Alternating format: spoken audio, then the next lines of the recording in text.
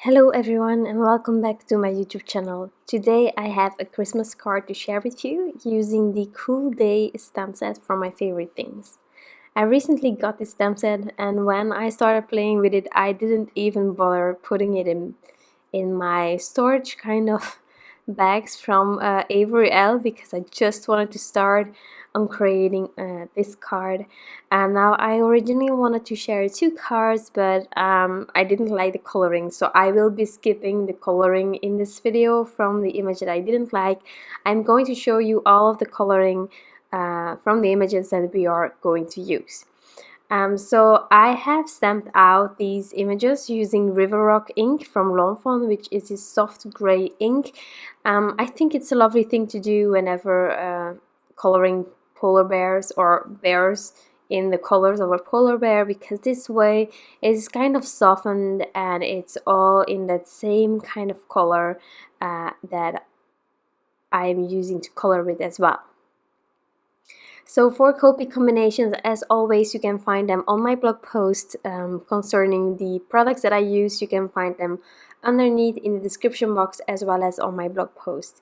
That's easy for reference for whenever you want to look back at it. You don't need to rewatch this video, you can, but you don't need to. So I started here and I tried to sort of, leave a sliver on the edge of the polar bear to just give it a rounded feeling. I didn't do it everywhere, like for example here. It would have been nice on this pole as well, but I mean it's so small and tiny that I didn't want to mess it up and I just went for the safe way. So here I am just going from darkest to lightest as always to color in all of my images.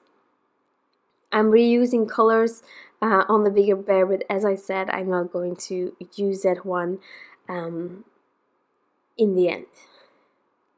So this paper that I'm using is Transotype Perfect Coloring Paper, in case you look for good paper for alcohol markers in general, not only Copics. I am really happy with this paper, the Transotype Perfect Coloring Paper. It can handle a few layers.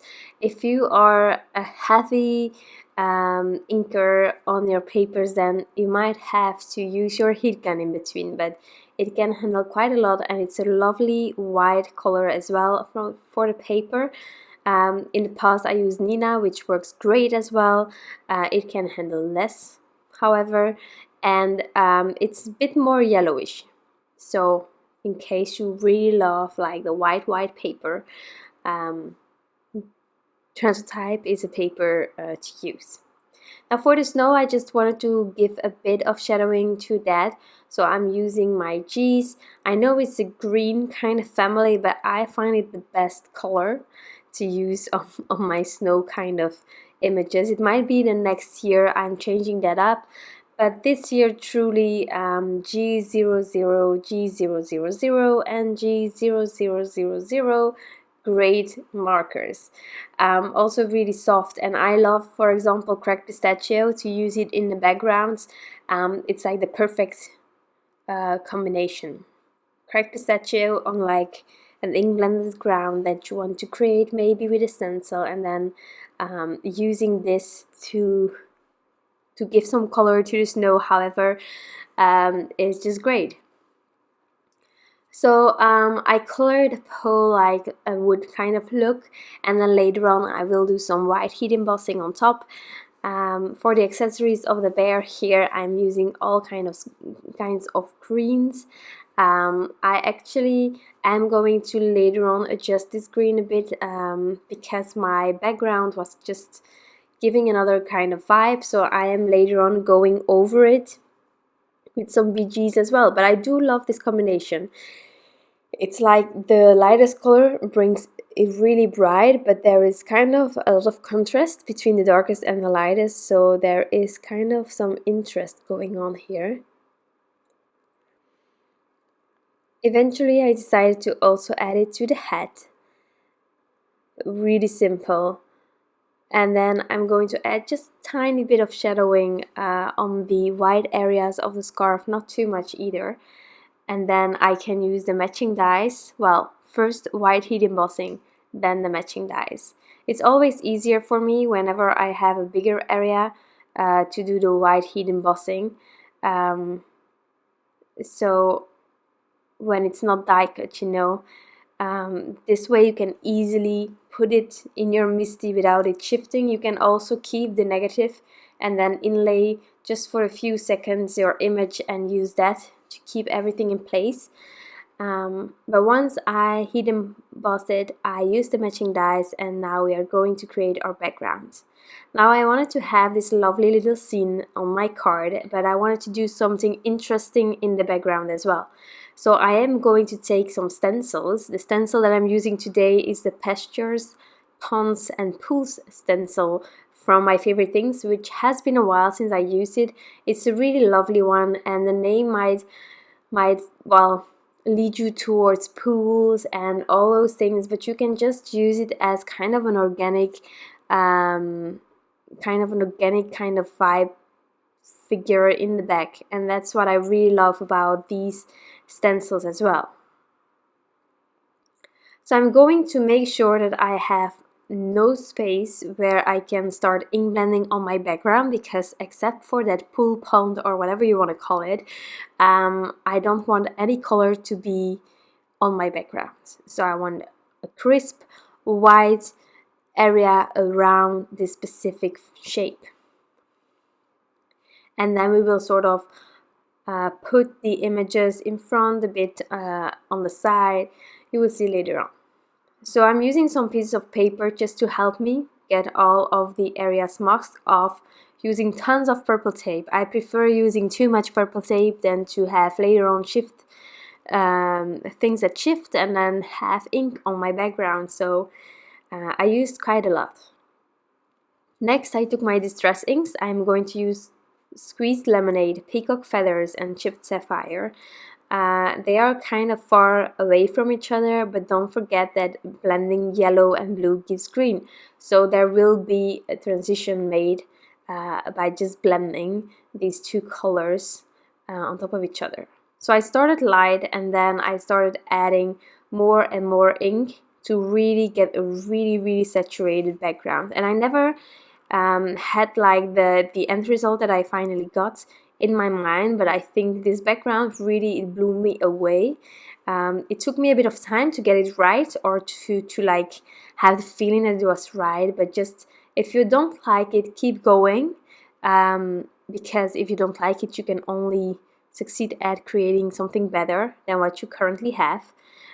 So here I just really wanted like a vibrant yellow glow starting underneath this shape, and then having all of the rest. But as I said, I just wasn't feeling it with like the green that I used on the scarf. It wasn't close to the green or the transition that I created so far. But first, let's do some ink splatters, because it's always nice to do a bit of white gouache on the background. This will not go on the images. If I was satisfied with the images, I might have first added them and then splatter all over. But in this case, I just wasn't sure yet, so I decided only to add splatters on the background. So I also devoted this specific mini acrylic block to my white gouache, because it was actually a waste to every time clean off whatever I used to put the gouache on, and every time I lost a bit of gouache, you know. So now I just keep it on there. I add a bit of water, I add a bit more of gouache if needed, just to get that going again. I don't throw anything away. So as I said, I'm going to add a bit of BG markers here and there to just create some more of a teal blue kind of color. I will zoom in because I'm not done yet, but as you can see, it already is a bit more blue. I'm going to add a second layer, just 2 markers here to help me, and I sort of found that I kind of created the perfect color to go with my background, because there is this color that is returning, as I always try to do. So here I just made sure to heat set the background. I want to add just that brr from the cold.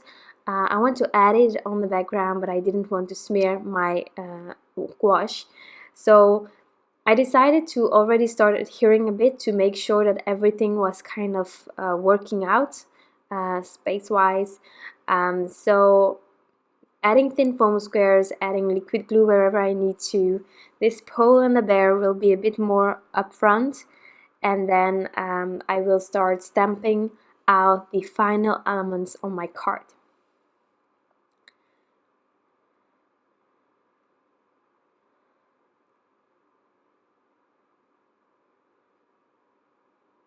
So the only thing where I was taking into account when trying to add this bear to my card was to make sure that there where the pole was kind of, well, where the bear was overlapping with the pole, to not add any thin foam squares because that would make it a bit bulky. So now everything has the same height. And then I decided to add this particular stamp.